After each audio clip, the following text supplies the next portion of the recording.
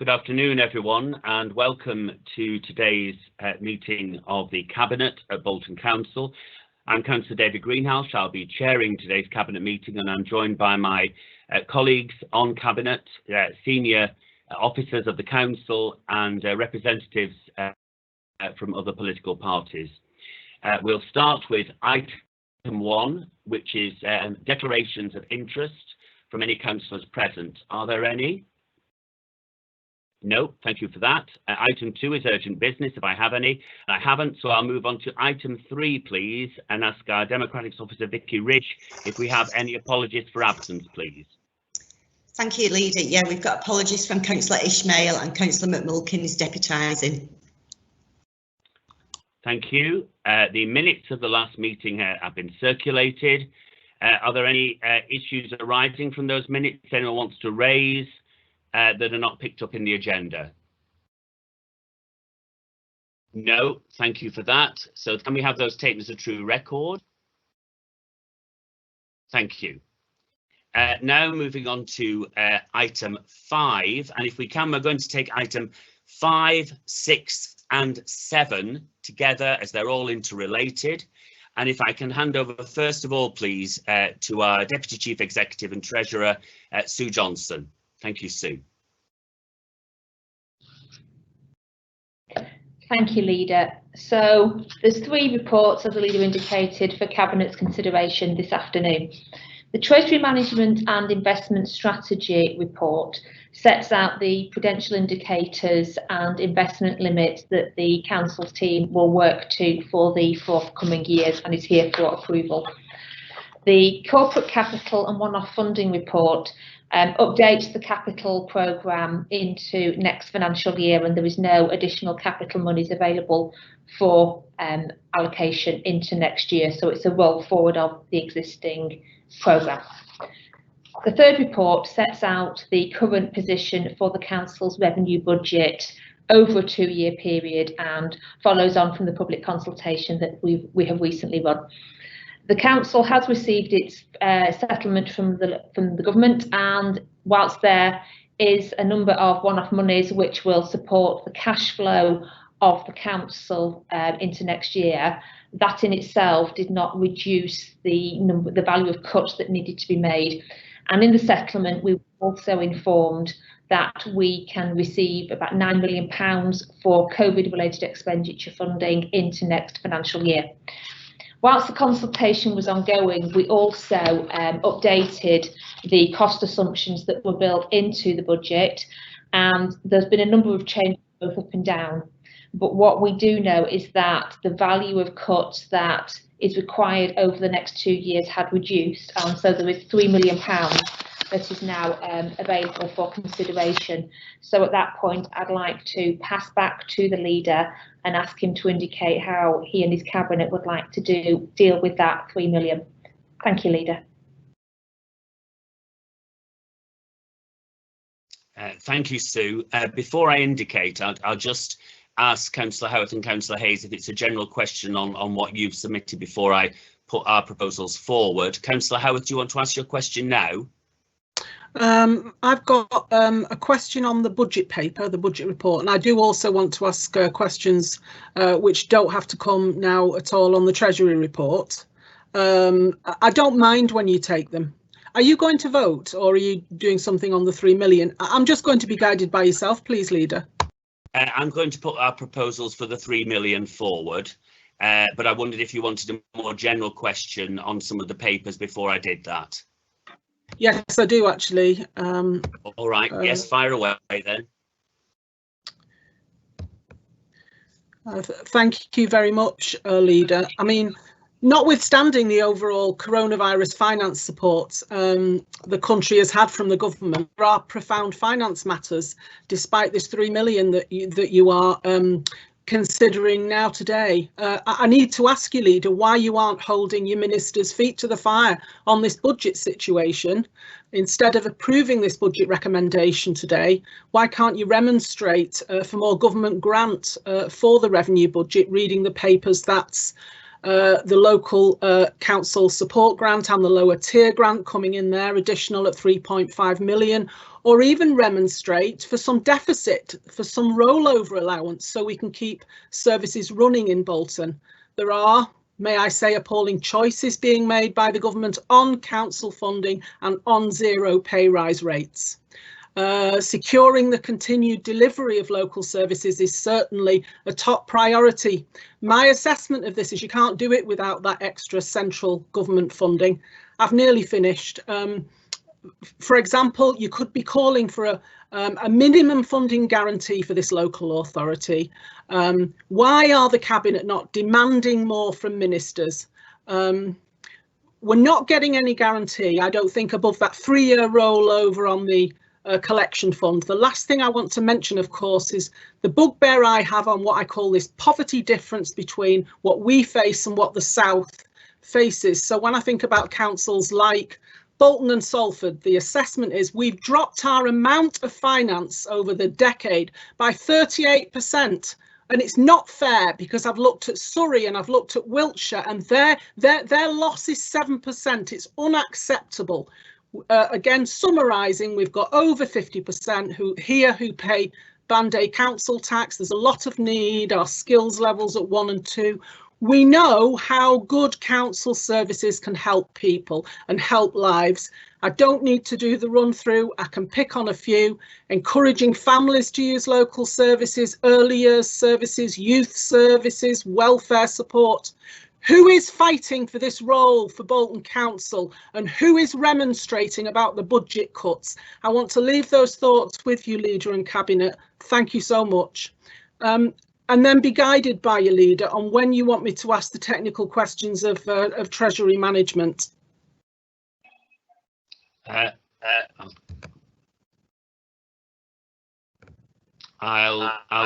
happy to come back with you for you to ask those questions as well. Can I just ask you to mute, please? We're getting a bit of a bad echo. That's fine.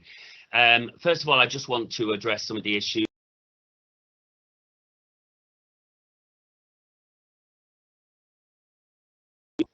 Sorry, somebody just muted me in the middle of my speech there. Did you get me from the middle there? I'll start again. I want to assure you of that I have, from the very start, lobbied very hard the government and put the case where Bolton and had meetings, lobbied with the LGA. Of course, the LGA is a cross-party organisation, currently led by the Conservatives, have also, on this issue, lobbied government. We are in unprecedented times. It sounds a cliche to say this now. The packages of help that government have provided during the pandemic have been unprecedented.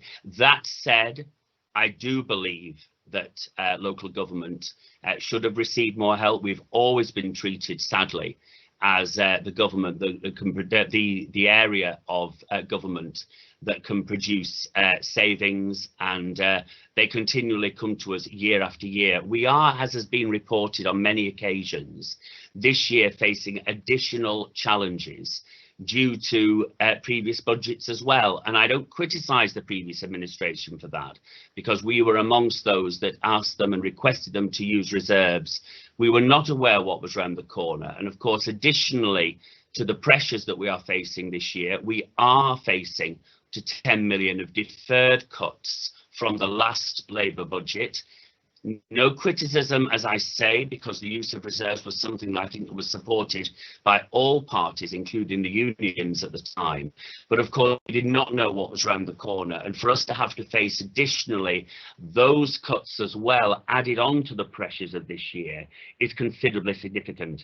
That, with the loss of income streams like the airport dividend, has, I think, as we've said on numerous occasions, created a perfect storm. But I can absolutely assure you, I have presented the case for Bolton. Has it fallen on deaf ears? Well, we've received a little extra in the settlement, but it is no way far enough.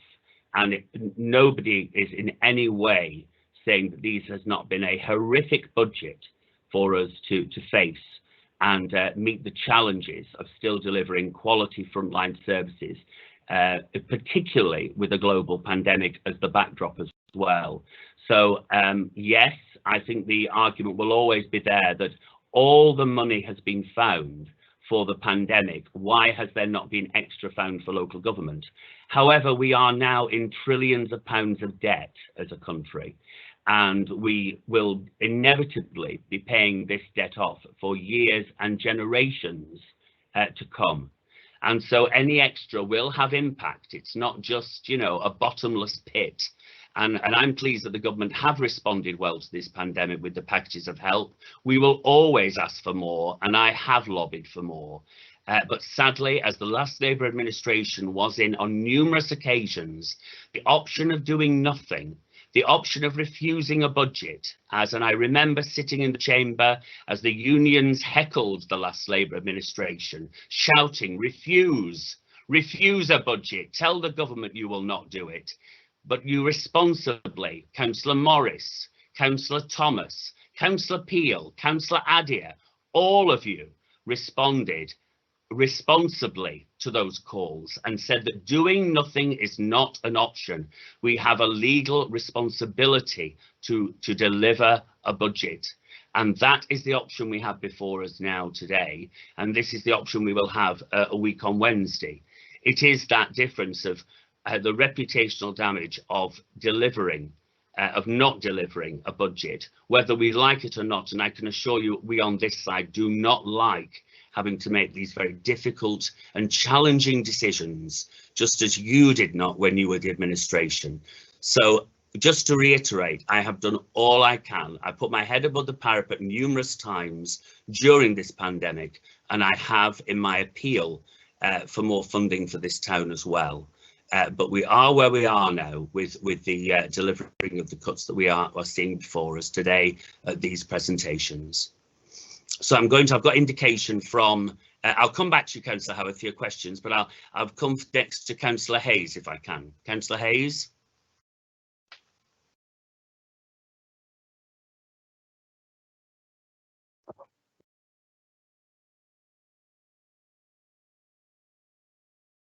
Waiting for the red box. Yes, thank you, Leader. Two questions, actually. I'll make my political speech, if there is going to be one, after I've heard what you've got to say. But a little question and a bigger question. But the fun thing I would say, I am not privy to any private conversations you've had with ministers, but I do accept that you tried very hard to fight Bolton's corner and get a better settlement for Bolton. You've had some success, very limited, but some success. So I wouldn't be critical at all. But the two questions, the simple one first. Is it 1.99 or 2? I understood we were allowed 2% on the council tax, yet we're quoting 1.99. So that's the first one. The second one, a bit more complicated, about the COVID and the costs of COVID. I'd like a clear analysis of what we've spent as a direct result of combating COVID this financial year and next financial year anticipated, and how much of that has been covered by government, and also the lost income as a result of COVID, how much that's likely to be this year and next, and how much of that has been covered by government. We know we haven't had the airport dividend covered, but I'd like a fairly simple. I mean, you've written a very good, very detailed report, but I must admit I lost the will to live about halfway through. And if we could just have that somehow simplified.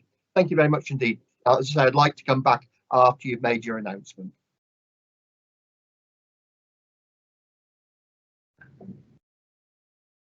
Should I come in, Leader?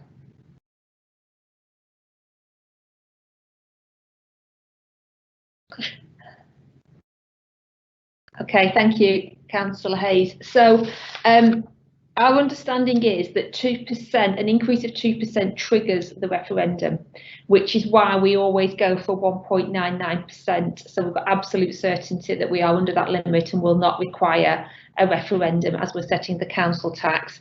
And in terms of the analysis of all the COVID spend, very happy to present all of that. We can get that organised and we'll present that for you. Thank you.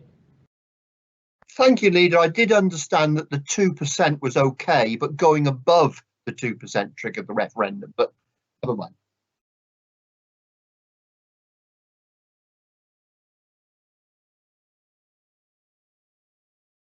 Councillor Peel.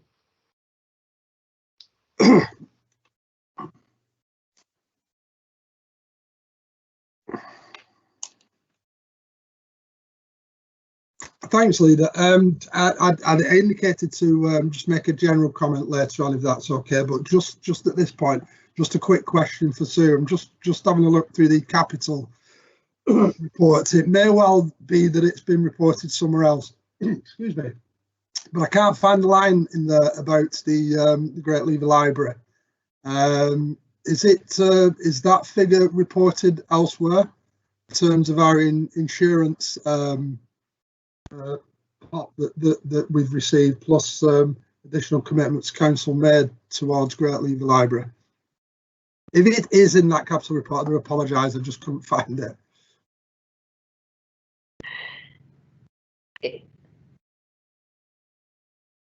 You obviously know it's fine, don't worry, there's a lot of information in there, isn't there? So under the first page, page 15, which is under Appendix 2, about halfway down, development and regeneration, there is currently a small allocation there for Great Lever Library, which I think is all the preliminary works. Now, obviously, what we need to do is just understand where the scheme is up to, where the insurance claim is up to, and at which point we'll be able just to bring a further allocation forward as appropriate. So if you need any more detail, very happy just to provide that to you, Councillor Peel. Okay. Can I return, please, to Councillor Howarth with the questions on the Treasury management?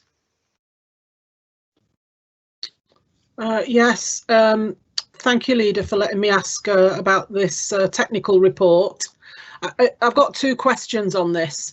I need to get an understanding of whether there's been any decisions made nationally, I guess, about whether councils can delay loan repayments, and whether, if that decision was made, whether that can help our council effort in any way in terms of helping our finances so that we can do all the things that have already been referred to, which is look after our communities, deliver services as we move out of this awful COVID period. More technically, though, I want to ask about that announcement which said that the Public Works Loan Board loan rate was shifted down by 1%, that's 100 basis points. Now, I know the Local Government Association campaigned for that, and I do know that Public Works loan, PWLB loans are mainly to fund capital projects, but I mean, you know, councils want to use some of the yield to fund services in a sense where they can, not just for capital projects. I'm not seeking to put this council at risk. I'm interested in that change that was made. And my understanding is often, you know, some of the yield on the borrowing does go into some revenue spend. So I want to get a better answer on whether we can do anything on that change that was made to the Public Works Loan Board. But adding to that, I'm sure I've raised this before, so I'm going to do it again. If that's limited, what about Municipal Bonds Agency? I think I asked once about that at Cabinet, and again, this is about where councils can make loans, there's nothing wrong with that, to help them with their finances. So, you know, it looks like all those reports that I've read, a lot of our, I hope you don't mind me phrasing it like this, a lot of our finance is locked into capital spend. And what this council needs is finance to pay for those revenue budgets. So can the Deputy Chief Exec give me any joy at all on Public Works Loan Board loans, and any joy at all on Municipal Bond Agency loans, please? Thank you. Okay, thank you, Councillor Howarth. So I'm not aware of any national conversations in terms of delaying loan repayments. We always obviously ensure that they are built into our core budget and we honour our obligations around that. In terms of the PWLB, yes, it did go down. In fact, going back a little bit, it went up after we'd borrowed the 100 million, so we secured that at a favourable rate. It then went up. We didn't do any borrowing under that higher rate, and you're absolutely right, more recently it has come down again. Now, obviously, if we get to the point where we need to be locking into any future borrowing for capital purposes, then that will absolutely be in our favour, because as a government agency, we would always look to go there initially. I think the point that we need to make is that whilst we can borrow for capital purposes, we are absolutely not allowed to borrow for revenue purposes, unlike central government. So any reduction in interest rates would only benefit us if we would need to borrow for capital. We absolutely can't borrow for revenue. And in terms of issuing municipal bonds, it's quite a long, complicated process. It would be a huge amount of work for the team. We would need to bring in external advisors, and one of the things we would also need to secure is our own independent credit reference. So it's a great idea, but I think the complexities of it mean that we certainly wouldn't be looking to do that in the shorter term. And I hope that answers all your questions. I'll pass back to you, Leader. Thank you. Thank you, Sue. Question from Councillor Zaman, please.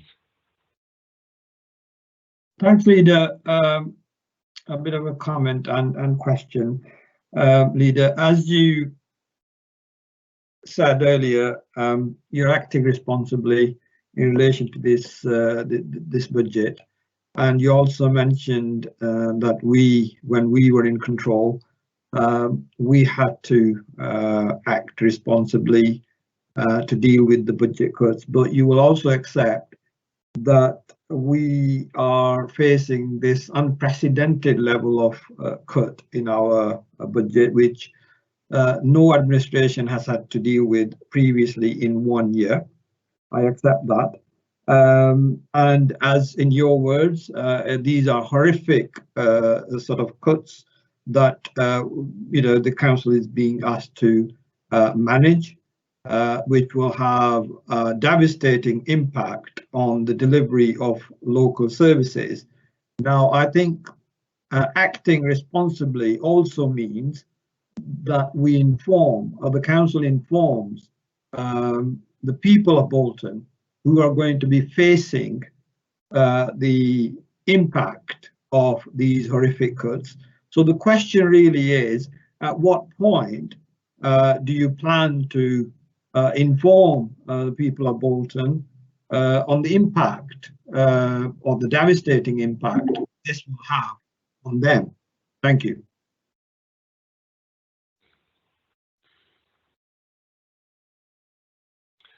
Well, I suppose the challenge within all this, and you will have faced this as the administration, Councillor Zaman, in the past, is that you try to create the least possible impact. You try to, I mean, the starting point is, of course, we look at what statutory duties we have and non-statutory duties. We have been very, very clear that we want to retain the protection of those core services that are statutory, that particularly protect those most vulnerable and need our help the most, and also those frontline services that people receive, that they very visible frontline services that people receive in return for the council tax they pay. So we start from that premise as we move forward. It would be ludicrous to suggest that doing 30-odd million pounds of cuts, that there is no impact, but we have to, as an administration, prioritise.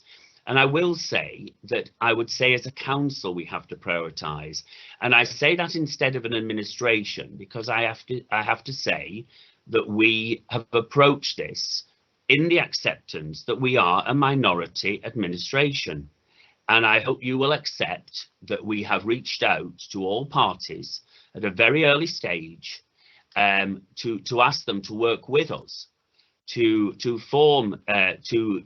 meet these challenges, where there were red lines, where there were different priorities. We hoped to compromise and look to address them, and so we have engaged in dialogue. There has been a long period of consultation where we hoped that other parties would come and offer other solutions. I'm proud that we had that approach. We have done I believe we put forward proposals where we have done our very best to have talks and negotiations with all the parties to try and reach an area where we can deal with this and meet the challenges head on, and hopefully reduce the impact as much as possible on the residents of this town. So it has been a very detailed and very challenging process. And as I say, it would be ludicrous to imagine that there couldn't be any possible impact. But we have looked wherever possible to keep the quality of the service at the front line, and reconfigure services where possible, do more with less, do equal with less, as much as we can, to reinvent those services as best we can, given the huge challenge we have. So the impact will be judged by the people as they see it. I'm not going to predict a level of impact. We shall see the impact when we see residents, if they start to realise there are significant differences to the way in which they receive their service. But we have had our red line has been that those most vulnerable must not see a reduction in their service, and that has been the premise and the starting point from where we started to approach these cuts. Can I come back very quickly, Leader? Yes, I did not suggest that there isn't going to be an impact. I have always said that there will be a devastating impact on services. All I'm asking really is at what point, and I think people of Bolton need to know, what impact there is going to be. So the question is very simple: at what point people will be informed in terms of what will happen? That's all, nothing else. I am not this is not about political point scoring, in terms of, this is about conveying the message to people of Bolton. I'm slightly bemused by the question because, of course, we've just had a lengthy consultation process, and where we've received, considerable feedback, as well as, I would hope from political parties as well, where we receive, feedback and alternative proposals. So the public should be aware through the consultation that has been taking place on the budget. And of course, we will now have a meeting which will be highly publicised. And if services are being in any way on any frontline area being reconfigured, but it'll be over the next year that we shall start to see the rollout of the reviews coming and the savings coming. There will be detailed consultation on each of those lines, as well as there always has been, as there were when you were in administration. As you will know, for the first year of our administration, we were consulting on your budget proposals from the last administration, and many of them you'd take the year as a party, if I may say, to disagree with your own first proposals. But that's within your right. But yeah, there'll be a lot of consultation with both service users, staff, in each of these areas as we bring them forward with each exec member portfolio. So there'll be lots of opportunity for people to even come forward again at a later stage with reactions and comments regarding the impacts on those individual services as we deal with them. So I think if we can move on now. So we move now forward to as the Treasurer, Borough Treasurer said, Deputy Chief Executive said, we have got £3 million as a result of the announcements by Robert Jenrick and by I'm just looking, we've finally arrived. We have got £3 million regarding the announcements following from Robert Jenrick and Rishi Sunak. I think Vicky is emailing to members of Cabinet and attendees at this meeting the paper, but I'll also ask, if I can, John, to put on screen our proposals. I want to reiterate this has been reached through considerable consultation and negotiation we hopefully balancing what are some of our prime objectives, which is to keep council tax as low as we possibly can, with the backdrop of the challenges we face with the global pandemic and the challenges moving forward as a result of the pandemic that we will continue to face. So bearing that in mind, the proposals are with the assumption that the consultation, as it is every year, the consultation is on the assumption of a 2% rise to the general levy of council tax. We propose to reduce that from the 2% to a 1.3% increase in the general levy. And we also propose to, we could raise adult social care this year if we wanted to 3%, a 3% ring fenced for adult social care. Clearly, this is an area of concern for us.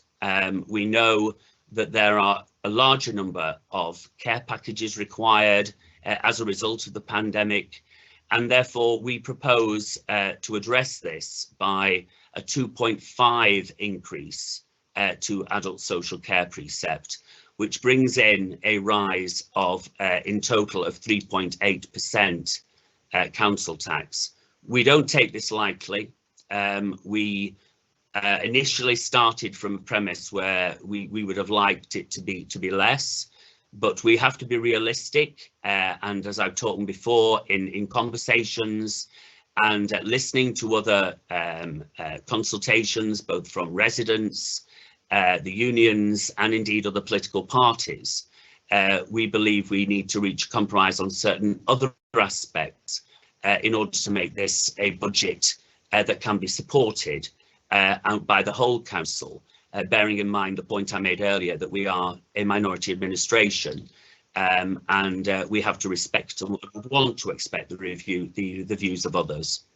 So as we say there, moving down to the options below, this is some of the other options that we have managed to either reduce or take off the table as a result of the additional support. So within adults, we are willing to put another £500,000 back into adults to reduce the level of savings within the staffing arrangements for the adults portfolio. We are also addressing within the corporate portfolio the proposed 3-day shutdown at Christmas, and that is taking off that whole proposal, and therefore a saving which would need to be put back in of 1.2 million. This is following conversations and the acceptance that much of the 3 million that we get as a result of the announcement is in actual fact the ceasing of the pay award, or the level of the pay award that was expected, and therefore we believe it is the right thing to do to remove that off the table for this round of cuts.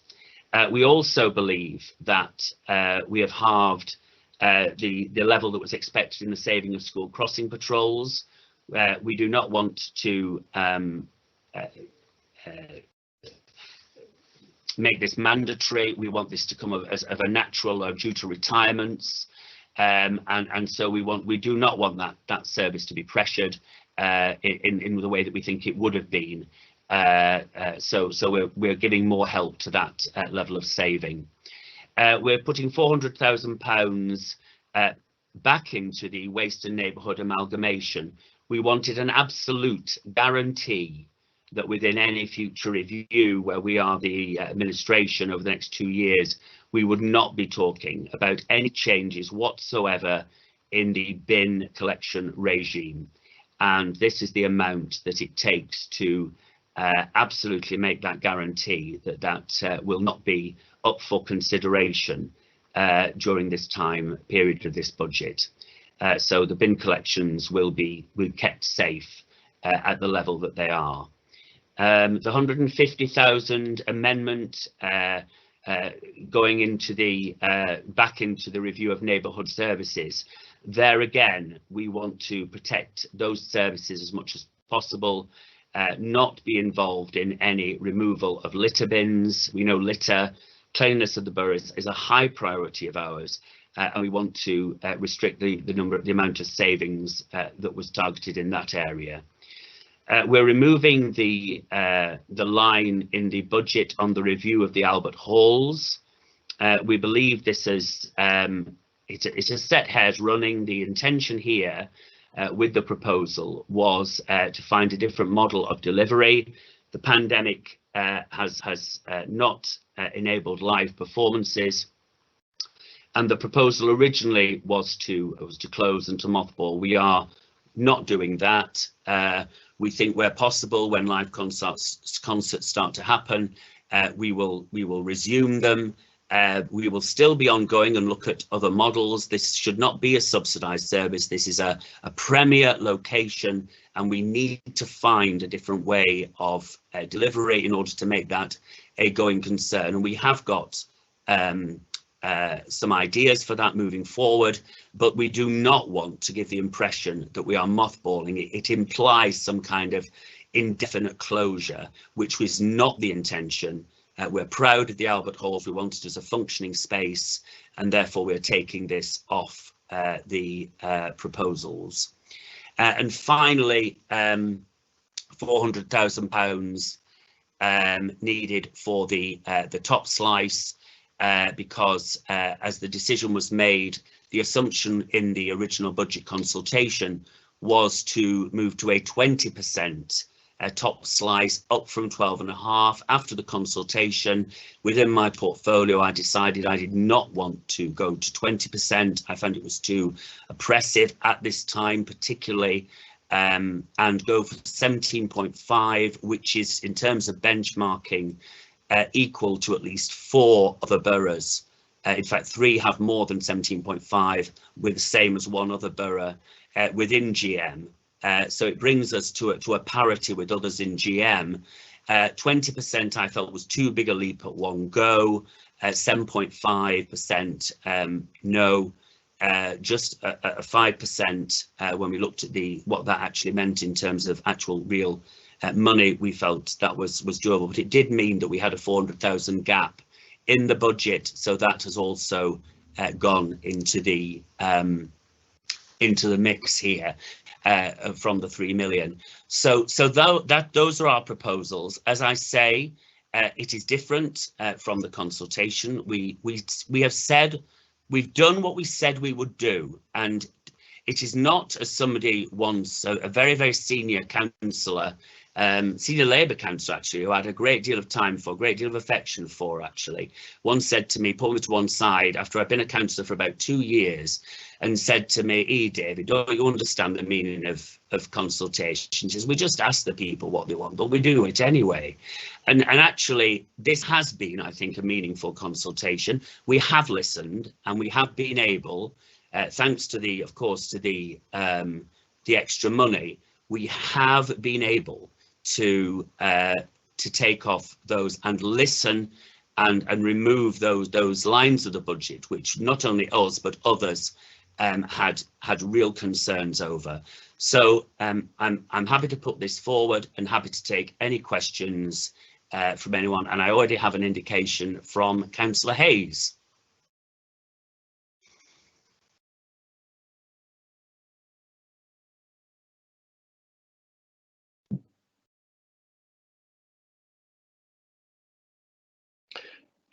David, actually, to be fair, Nick Peel did indicate earlier if you want to take him first. Apologies, yes, Councillor Peel indicated. I'm quite happy to let him go first.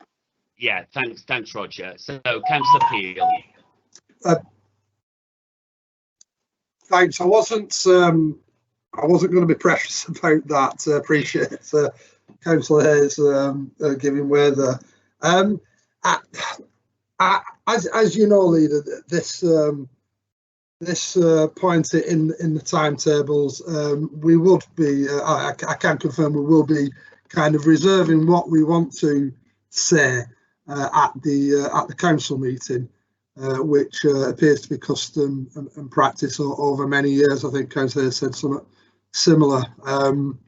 But there's a couple of things that I would like to say now, and in particular, I want to say a big thank you to the officers, especially Sue and her team, who have been very, very forthcoming, accommodating in terms of requests for information on meetings that we have made to the council on that, and also to yourself, Leader, for the increasing amount of inclusivity that you have shown. I have to say that the increasing amounts of inclusivity has increased as the coalition numbers have reduced, and I think that's a massive course. So we certainly didn't have this level of discussions and inclusivity this time last year. So things have obviously changed in the last 12 months. The thing that needs to be said, which cannot be overstated and cannot be said too much, a couple of people have already mentioned it, never mind unprecedented times. I mean, the country is actually in a form of a state of emergency and has been for some time, especially financially, and the attitude of the government towards local councils is infinitely different from its attitude towards business. And the government has set its own priorities up and have made unprecedented decisions to ensure that there were no mass business closures and mass redundancies. And I'd be the first one to stand up and say, well done. Good interventionist policies is something that I will always support from any government. But they didn't follow this through for councils, did they? And that's the reality of it. Councils have been left floundering, and the real problem about this is this COVID pandemic has really, really massively exposed the vulnerability of councils like Bolton and across the country, because we've dealt with 10 years of austerity. Now, fine, nobody knew COVID was coming, but it did come, and it was the final nail in the coffin. You know, to remove 30 odd million in a single year after 10 years of austerity is just a suicide note for local government. And I have to say, even though there's been a lot of lobbying from the local government association amongst others, you know, an extra 3 million from Generic is an insult. It can't be put on a pedestal as the government responding, because clearly they've not responded to everything that people have been asking for. The other major issue that again needs repeating is the unprecedented COVID related costs. And I appreciate the Borough Treasurer has outlined those as best she can, but what's missing from all of this analysis, and I think Councillor Howarth again asked for this detail that I don't think we're ever going to get, is all of the knock-on effects of COVID costs. Even the 10 million of unrealised cuts in this financial year is a direct result of COVID, forcing us to use the remainder of our reserves that would have been implemented next year to level out the cuts for next year over 2 years. So that is COVID related. The fact that we've got to revise council tax income and business rates income over the future years again is COVID related, and these are not costed in. The other thing is the adult social care levy, which is just an insidious and a really kind of underhand method that this government has used to pass the burden on the adult social care crisis over to council taxpayers. And they've been doing it for a few years now, and I think we all know that as long as they're running the show, this is here to stay. No national strategy to resolve the adult social care crisis, just an increasing burden on council taxpayers, which, as we know, is not a fair way of taxation. I wanted to conclude. I mean, you will do what you want to do with this £3 million gift from the government that I think reduces our cuts from 37 to 34. That's fine. You'll vote on that and you'll put it through. But I appreciate the comment that the leader made when he said Labour have got the experience of this. Oh God, have we? You know, over 10 years of of cutting budgets in the most horrendous situations, and then we get this on top of it. But yes, we did behave responsibly because we were the party in control, but I don't think all other parties supported or voted with us on our budgets. So you've got to ask yourself the question, did other parties behave responsibly? But what is the common denominator since 2010? Tory government. That's the common denominator. We now have a Conservative council facing exactly the same problems as a Labour council faced, exactly the same problems from a central Conservative government that doesn't really give a damn about local councils. And before Councillor Hayes or anybody else says, oh, it was the same under Labour, no, it wasn't. The type of cuts we dealt with on the previous Labour councils prior to 2010 were peanuts compared with what we've had to take out since 2010. We all know the reality of that. So this is, and I know you've got a great deal of sympathy with this, leader. It is unfair, it is immoral for central government to ask us to do this. You have a job in your hands, and I appreciate that. But we must all be of one voice when we make this point to them. It is wrong what is happening. There will be a lot more to say, leader, at the full council. Thanks very much.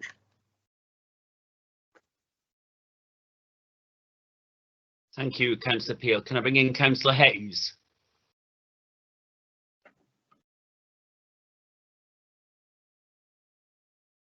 Yes, thank you, Leader. I'm glad Councillor Peel's reserving his comments for the budget, actually. I don't quite know how long he'll be going on them, but I agree with most of what he says, actually. And he's quite right. I was going to make the point that cuts didn't start in 2010. I accept that's when the big ones started. But I came on this council in the 1980s. We were talking about cuts then. I remember Tony Blair's damping, which he may like to look up, which benefited the South against the North. We've had masses of them. This actually, I believe, what we're being forced to do by the government is actually immoral. I really do believe it is. It's an extension of debates we had about planning, etc. Local government is simply not valued by central government. It's a convenient tool to take the flak for cuts when the real villain is the government. And that's been used by governments of all colours over the years, but it's got particularly bad now. As I say, I think what we're being asked to do now is immoral. There's no fat left on the bones. In fact, we're into the bones. We're in a particular state. One thing I would say is I'm very glad on one of the issues on that list, I made it very clear, both at the last cabinet that dealt with the budget and at the SLJCC, that I felt the three-day shutdown period, which sounds innocent, but effectively it's a pay cut for all staff. All the staff that we've applauded through the years for what they've done, and particularly during the COVID issue, they were actually going to have a pay cut. Now, I'm glad that's been listened to. I've made the point strongly. I'm sure others have as well. I'm very glad that's proposed to be taken out. And I appreciate you listening to that, David. I think that's a very good move indeed. It's still a horrendous budget. It's a budget that I think is going to cause massive further damage to Bolton. And it'll go through. It's better that Bolton get their budget through, designed by Bolton councillors, rather than getting the government commissioners to come in and sort it out for us, because that will be even worse.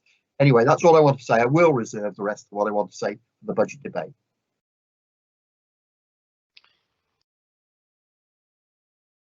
Thank you, Councillor Hayes, and thank you to Councillor Peel as well. And yeah, nobody in this cabinet whatsoever wanted to be faced in their first budget with this level of savings and cuts defined.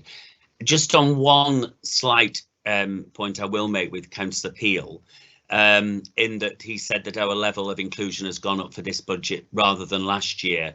Well, last year we were still in the 2-year period of your last budget. So the only thing we were consulting on last year was the level of council tax, basically. And so we were still in the second year of the last Labour administration's 2-year budget. So there was certainly nowhere near this degree and level of consultation required in a sense than what we are faced with the decision a week on Wednesday. So I just make that point just so you know, I don't think it's a very fair comparison just in the level compare this year with last year.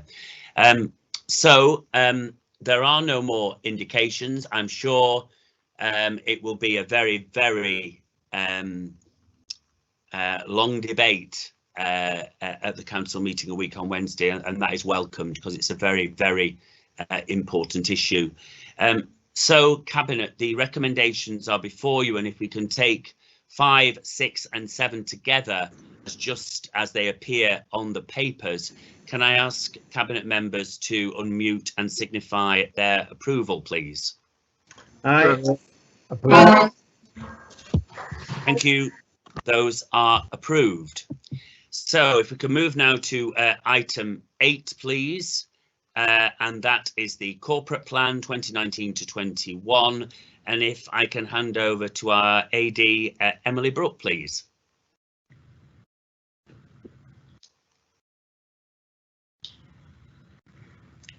Thank you, Leader, and good afternoon, Cabinet. Can I just ask, it's all right if you nod at this, Leader, am I all right to do the corporate plan and performance updates together as one item? Absolutely. Thank you, just for the sake of time. But for those of you I haven't met yet, I'm Emily and I started at the council just before Christmas as the new Assistant Director for Strategy and Partnerships. And this afternoon I'm here to present the year-end updates for the corporate plan and corporate dashboard. You'll be aware that reporting was briefly paused earlier in the year due to the pressures of the COVID-19 pandemic, but it was agreed that we would bring a year-end report back at this point to summarise our position. Within the corporate plan update, the milestones that were previously set out are reporting as broadly on track despite the impacts of the pandemic. And within the performance report, I'm happy to take any questions on the metrics included, but I will just note that we've got a number of Department for Education metrics which are currently delayed due to COVID-19. This afternoon, we're asking Cabinet to review and note the contents of both reports. And Leader, I'll pause at that point and hand back to you in case there are any questions on the content of the reports.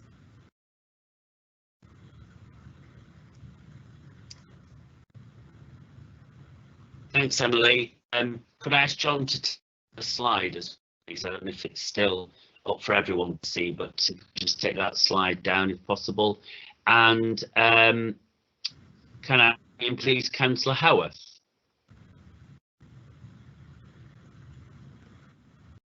Yes, thank you, Leader. I want to ask a question on corporate plan, which I think is fairly straightforward about reporting, Emily. But I want to ask also about corporate dashboard, and that's just getting into an issue a bit more. So that's probably posing something to the Cabinet actually. So on the corporate plan, because this is year end, but in a sense I'm thinking about the going forward from here. So there are some standout paragraphs that do describe the relentless priority of early intervention in adult social care. That's clear there. The great understanding here about the increase in older adults that are living in the borough. You know, that impact where we're not able to meet need is experienced by the NHS because older people get frail then and often require attendance at hospital. Some of this, I'm afraid, relates to the fact that we've seen, what is it now, around a 12% drop over the years of council finance for adult social care. And that was referred to when we were talking about the budget, of course, the way that things have changed on the funding of adult social care. And some of us still like to argue that we'd rather have some direct finance on that from government. What I really want to ask you then around corporate plan is, this is a headline issue. This whole corporate plan is headline issues. It's not the detail of the directorates. Can I get some reassurance then that on this strategic headline issue, this matter of the older age population and their needs, going forward, even if it's just a couple of lines like you've done here. Can we carry on with this, please, in the corporate plans going forward on headline issues? Thank you. And then I'll come back and just ask about the dashboard, if that's all right. I'll just knock my microphone off. Sorry, I should do that every time. I do.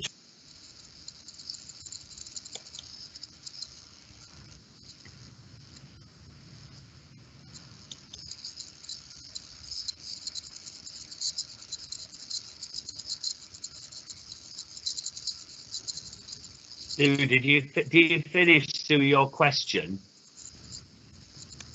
I finished, leader, on the headline issue of the need for older adults, and then I want to ask about.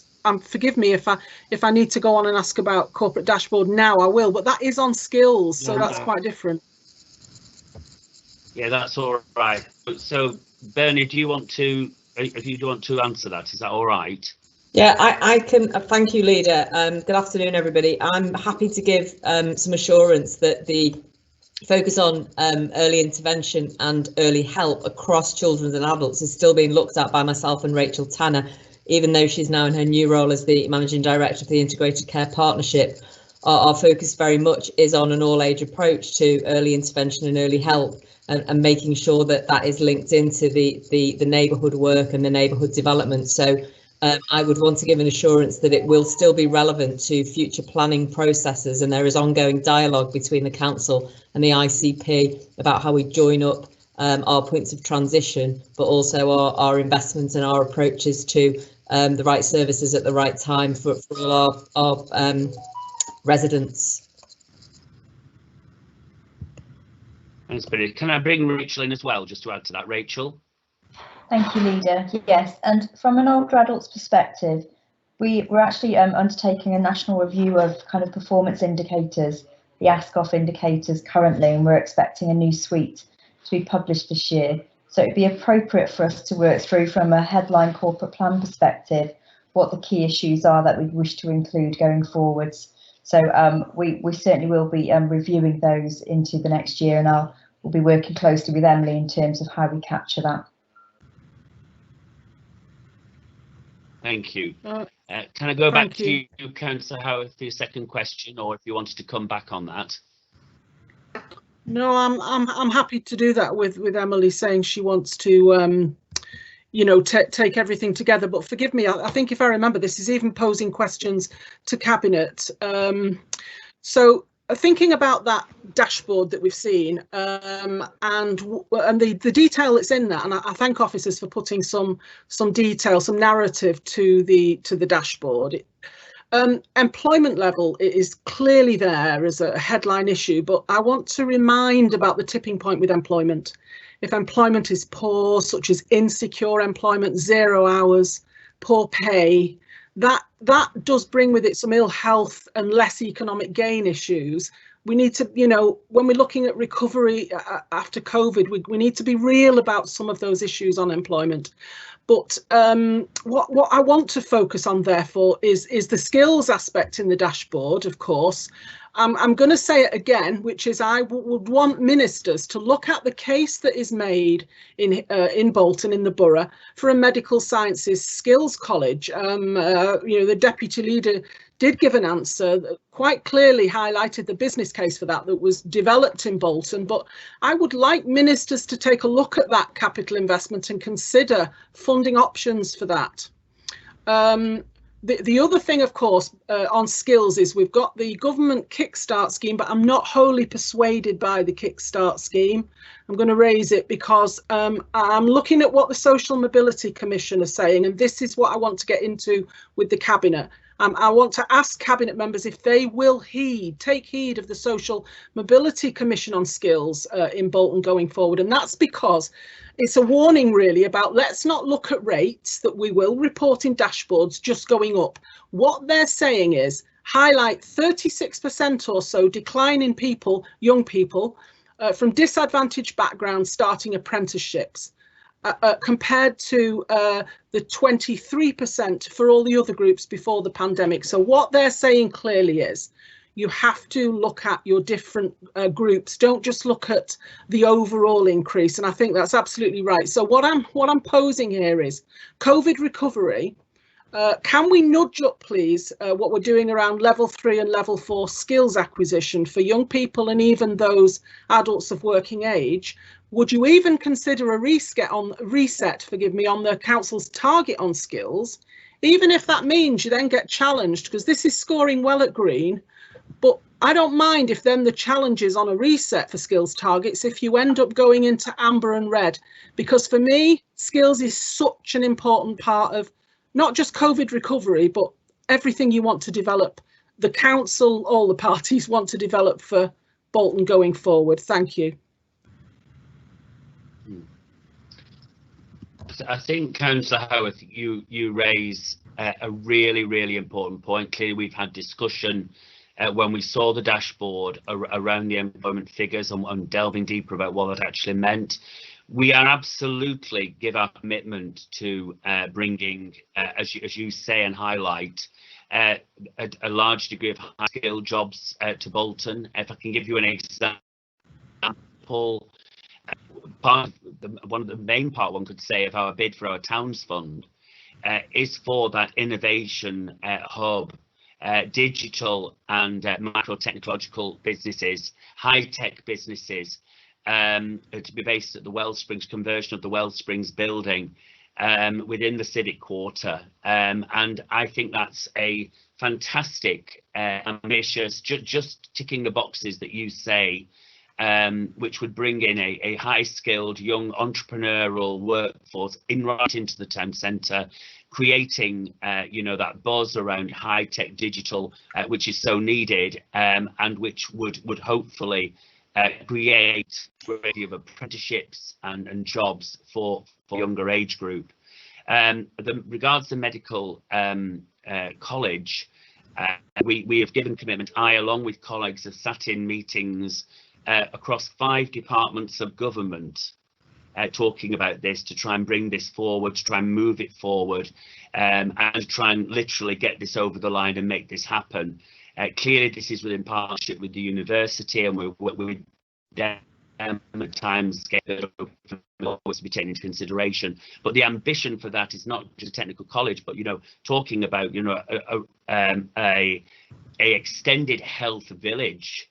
It's quite interesting when you look at the stats for Bolton. Bolton has a higher than average level of businesses that are involved with the life sciences, and this needs to be built on, incorporated into a centres of excellence if we can, which that would be, and I think a great boost for the south of the borough as well. So it's something which we are absolutely aware of and committed to, but those are just 2 of the projects. But you're absolutely right.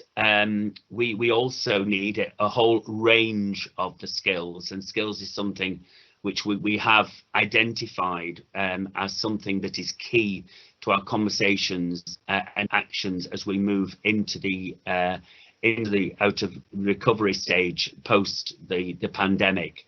And we may see those employment figures come down. A great many of them are from the younger age group, particularly employed within the leisure hospitality sector. When hopefully that gets back up and running, events, live events, all connected with that. A lot of freelancers in that as well that have been hugely affected by the crisis, particularly around arts and culture.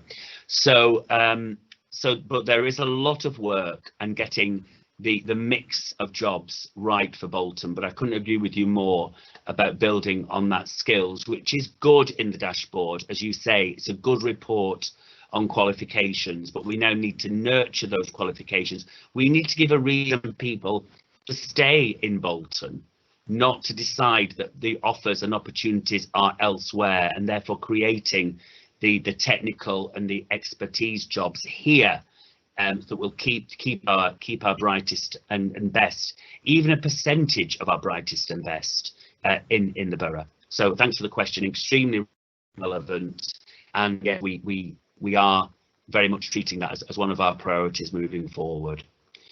Also got a question, I think now Thank you, Councillor Howard. Also, if I've got a question from Councillor Zaman. Thanks, Leader. I've got 3 questions on the corporate dashboard. So if you're okay, I'll go through those and then the officers can answer those questions one by one. Is that okay? Yes, yes. Right, okay. So on page 14 of the corporate dashboard, staff sickness absence, it says, whilst the overall numbers, I'm just looking through the narrative here, whilst the overall numbers of staff absent from work showed a significant reduction, 29% compared to Q2 in 2019-20, the number of staff absent due to sickness in Q2 2021 showed an increase of 24% compared to Q1. Now, this was the time when we were in full national lockdown, and I would have thought that the staff sickness levels may have gone down. Has anybody done any analysis on this to understand what was different? That's one, my first question. The second area, touching on employment, page 33 of the corporate dashboard report, it refers to an employment level of 69% overall for the borough. Now, I think I've raised this question before on this report. Obviously, this hides any kind of disparities, and I'm very conscious that this is a corporate kind of report. But is there any way of showing within the narrative what the difference is between different areas? You know, if there are any areas which are lagging behind the overall figure for Bolton. That's question number 2, comment. And the third issue was in relation to the recorded hate crimes on page 40. Is there any analysis on categories of hate crime for that figure? Thank you. Thank you, Councillor Zaman. Regards to the staff sickness, I'll bring in an officer in a moment, but I would imagine it is to do with, even though we were in national lockdown, of course, don't forget that a great many of our staff were actually delivering a frontline delivery, and therefore actually, out, delivering their service. So even though the rest of us were in lockdown, many of our staff, particularly our frontline staff, were out and about in the community delivering the service, so one could say high risk. But Sue, can I bring you in on that, or is there another officer on the line that would take that? I'll take that, Leader. Yeah, thank you, Leader. I mean, you're absolutely right. An awful amount of our staff just continued with their frontline services, and in addition to that, we actually redeployed a huge number of staff who were traditionally in a more office-based service out to support the COVID effort, in particular in the early days. So yes, we do keep records around our staff sickness. It is really important that managers give that support to staff where they need it. Has there been a huge amount of analysis into trends? No, there hasn't, because if I'm honest, the HR staff's priority has been redeploying staff into the COVID effort. What we will do as we return at some point in the future into a little bit more normality is be monitoring those trends, in particular staff who I think of, the effects of, have they had COVID, have they recovered sufficiently, have they been working at home for a long time and are feeling the effects of that as well. We do a lot of support for our staff, but the ability to have those face-to-face conversations is different across a Teams environment as it is in an office-based. So that effort and that wraparound will continue, will grow, and we will monitor the trends in the sickness as we return. But as I say, the huge priority for the HR teams over the past year has been supporting the COVID effort, which they have done tremendously. I'll pass back to you, Leader.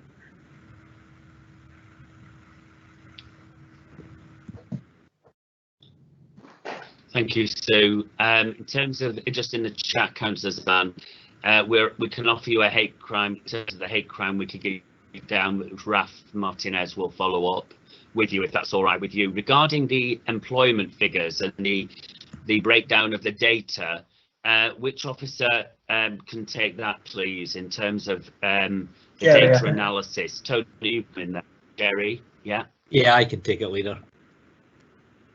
Thank you, Jerry. Thank you, Leader.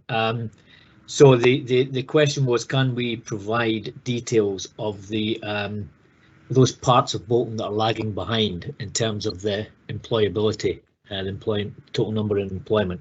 I would need to go back to the statistics to see whether or not they go down to levels below ward level or below the borough level. We only report at borough level. These figures come from the Office of National Statistics. I think from recollection we can get them down further than that, but I'm not exactly sure to what level. So I'll take that on board and get back to Councillor Zaman on that specific point, if that's okay, Leader. Thank you. Thanks very much, Jerry. And if we can, then I think it would be possibly good to include it in the dashboard. If we can, we might as well, moving forward. Something, Emily, you could look into about including it in the dashboard forward, that level of detail. There's nobody else. Oh, sorry. Councillor Peel. Thanks. I've got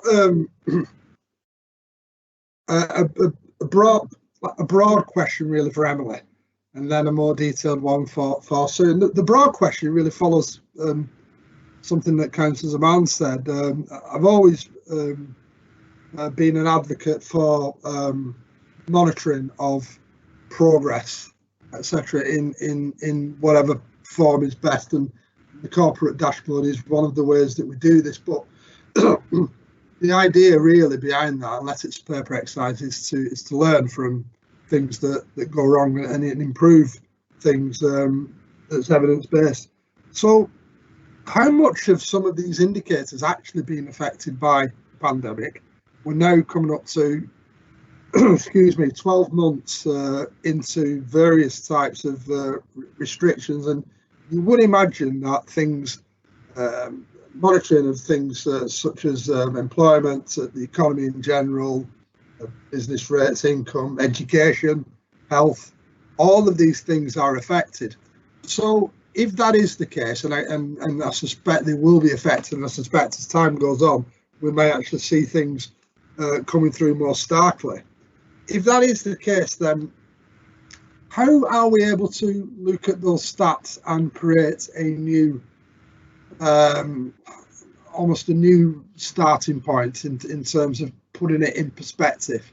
Because if, for example, educational attainment, in particular year groups, all year groups drop significantly over due to this last 12 months, it wouldn't be right, of course, to say, well, what are we doing wrong in Bolton? If you understand what I'm saying. If we see absence go up for the same reasons, it wouldn't be fair to say we're doing something wrong, because we would know that these are COVID related. So how do we actually factor that in? How do we? Otherwise, we get. I suppose my point is we get 12 months of data that becomes almost meaningless, don't we? So how do we factor it in, and can we benchmark with other authorities so that it is still worthwhile analysing this data and trends and what it actually means for us? And I've got another question for Sue, please, David. Emily. Thank you, Leader. Thank you, Councillor Peel. Can I just check you can hear me, because my Teams is playing up and I can just see giant close-ups of people's faces, which is interesting. Just on that point, obviously I'm quite new into the organisation, but one of the things that I'm going to be doing in the coming months is working with the team on how we can make this report as meaningful as possible. I think we will see some of the kind of lag impacts of COVID-19 come through in some of the indicators. I'd be surprised if we didn't in the coming months, and particularly since a lot of these indicators are looking at the earlier months of the pandemic at the moment. We'll try to ensure that the service narratives include a bit of information about those impacts where we do see them, and more broadly, I'm going to be working with the team on looking at kind of where there are opportunities to improve and to be more proactive about what we measure and the way that we report. So you can expect to see some of those over time. Appreciate that answer, Emily, and I forgot to say welcome to Bolton. Hope you do enjoy your time here.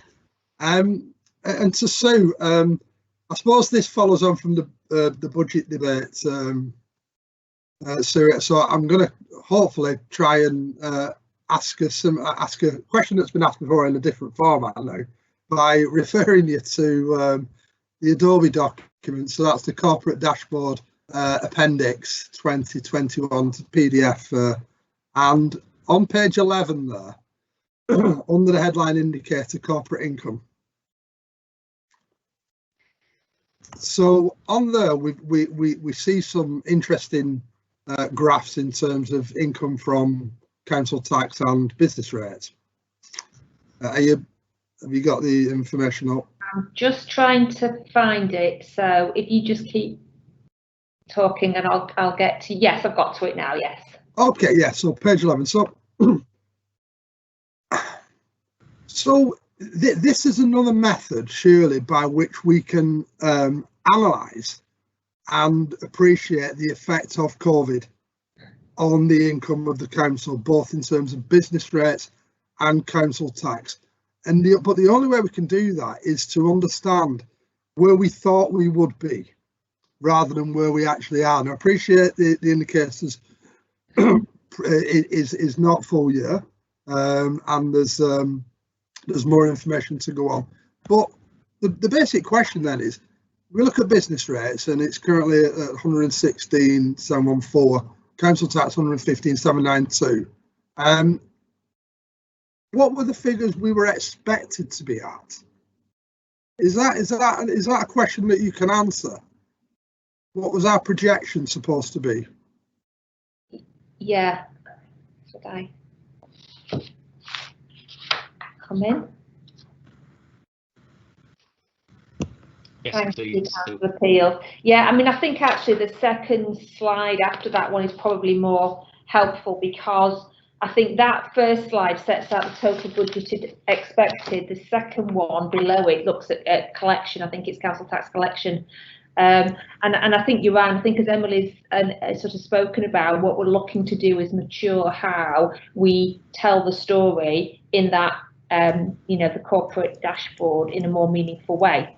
Because actually, whilst, the council tax and business rates income incrementally rises each year, as it always, because you have those incremental increases, but council tax increase, business rates goes up. Actually, what's important is the level at which you collect it. Now, within that comes the challenge that obviously you are collecting not only the current year, but we're still collecting previous years where people are on repayment plans. We're still chasing for that outstanding debt.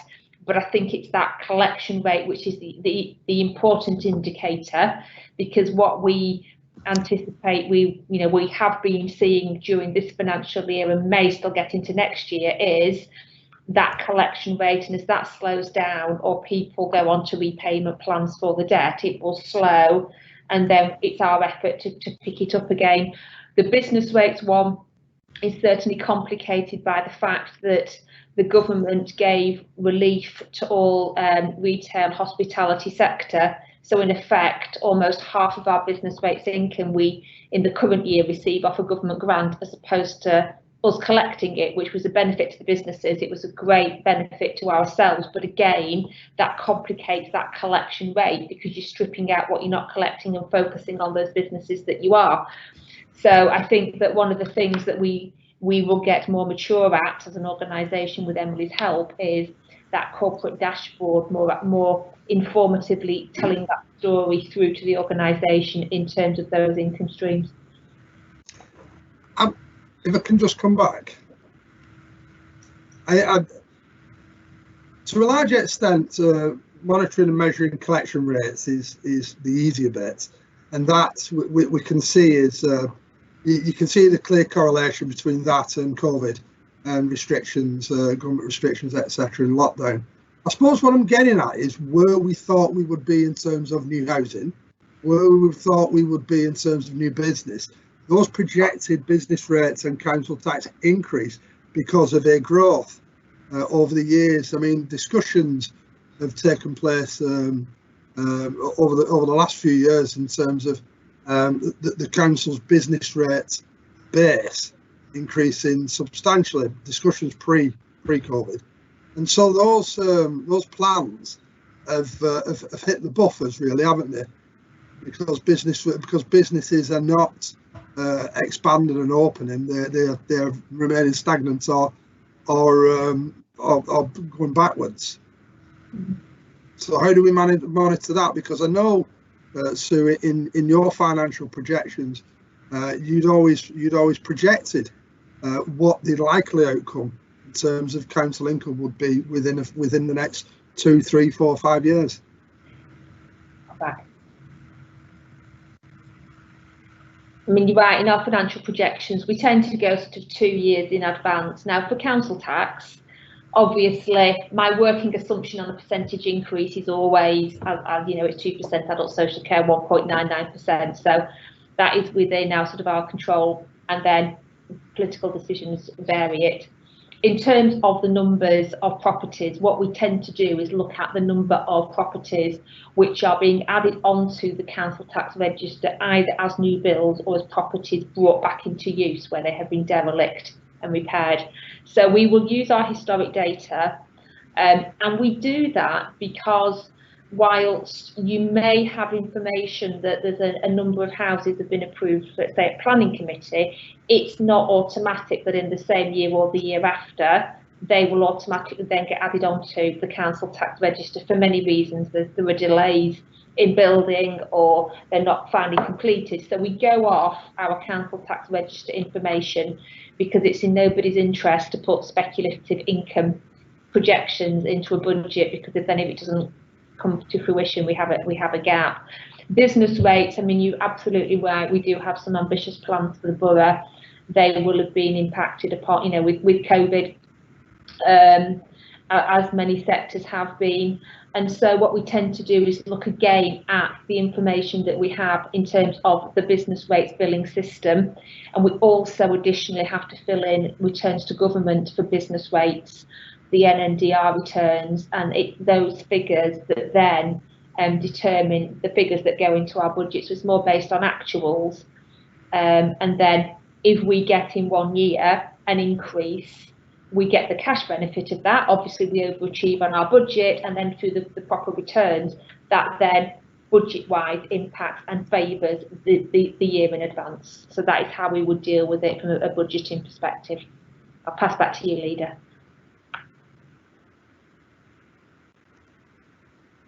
Okay, thank you very much for that.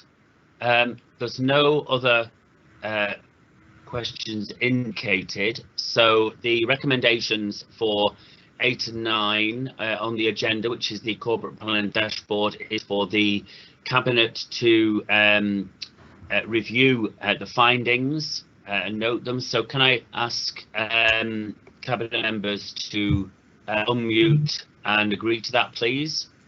Aye. Aye. Thank you. So that goes through. So it's the final item now on the agenda, which is the additional highway investment, £12 million 2019 programme approval for additional schemes. Can I hand over first of all, please, to Councillor Martin Cox?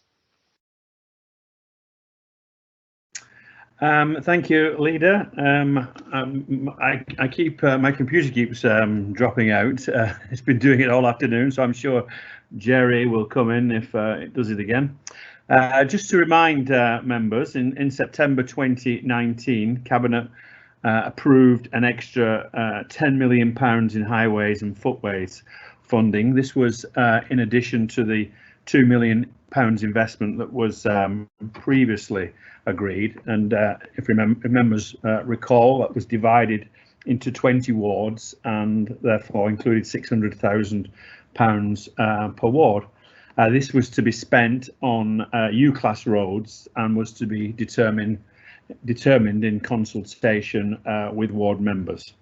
I am happy to report that as a result of a competitive market and a clever packaging of these contracts, particularly to make them attractive to contractors, this has resulted in an underspend, which allows us to bring forward some extra schemes. Now, some of these schemes, which we are bringing forward, are outside of previously identified highway works, so they do require specific approval from Cabinet. I am assured that any future works will again be packaged up in order to achieve best value for taxpayers. I'm really pleased that we've been able to go out to members again and ask them for further schemes. So I do ask Cabinet to approve this. Thank you, Leader. Thank you, Councillor Cox. Got a question from Councillor Peel.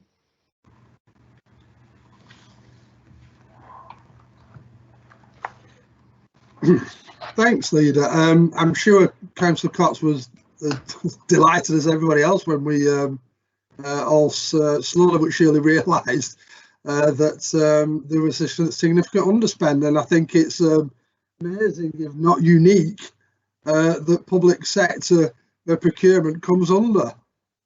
So a very pleasant surprise. My question is in terms of the spreadsheet. So it's just a basic question, so to help me understand the process here.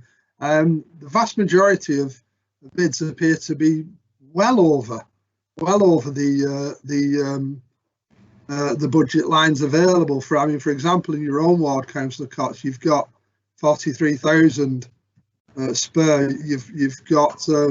You've selected schemes for 323,000, whereas in my ward we've been very good and actually tried to balance it almost with a lot of time and effort to get it to fit the underspend. So my question is there something that we don't know? Are you expecting yet another underspend? Is this why many wards have put in well above what the cash is available?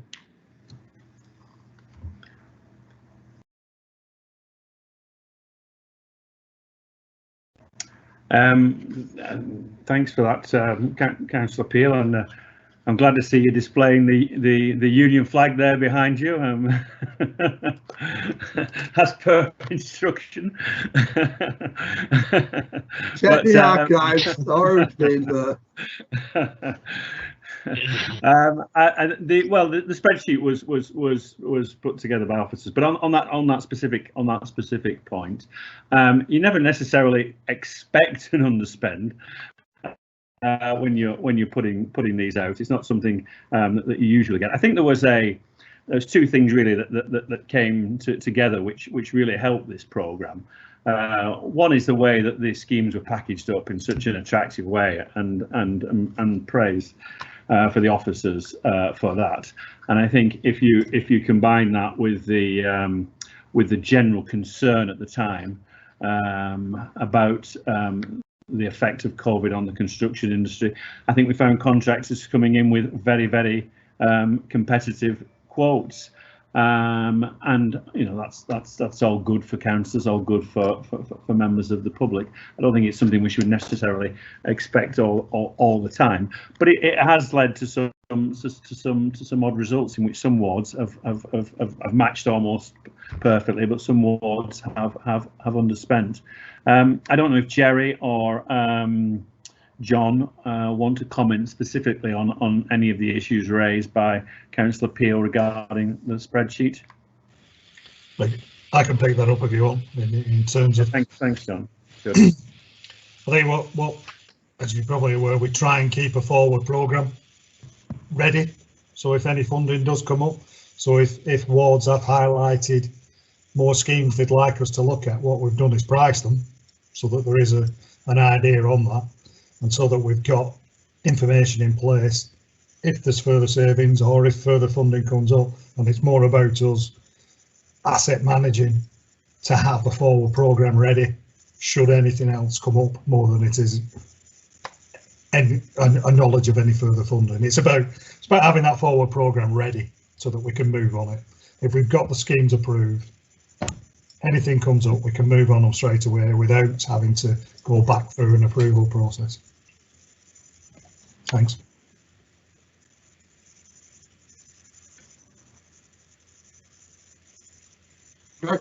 While I've got John, then. Any further questions? Yeah. Yes. Sorry. While I've got, yeah, if I can just bottom it whilst we've got John with us.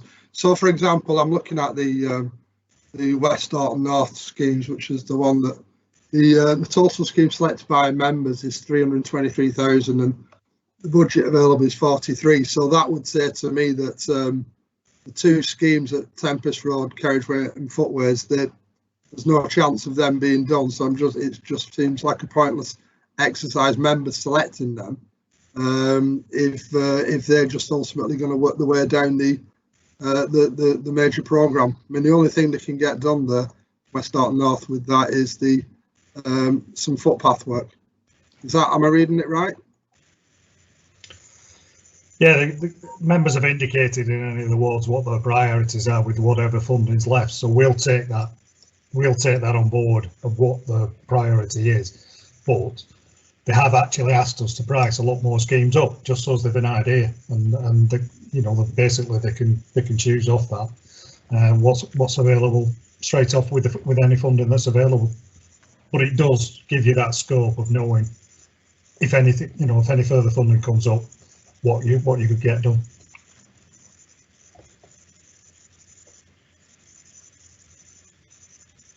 Thanks very much for that, John.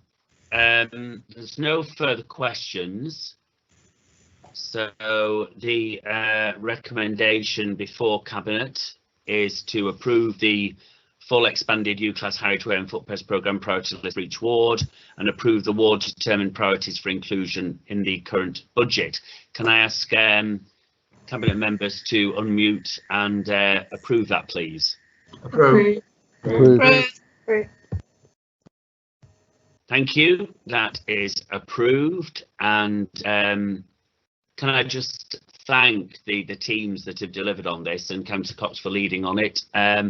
It's been, it's been a great initiative, and it's one that has been, I think, for many residents, shown the council trying as best they can through COVID, business as usual. We'll have seen many schemes completed during the pandemic, which I think is a great thing for people to see that council is still going about business in terms of procuring improvements, even at its most challenging time. So thanks for that.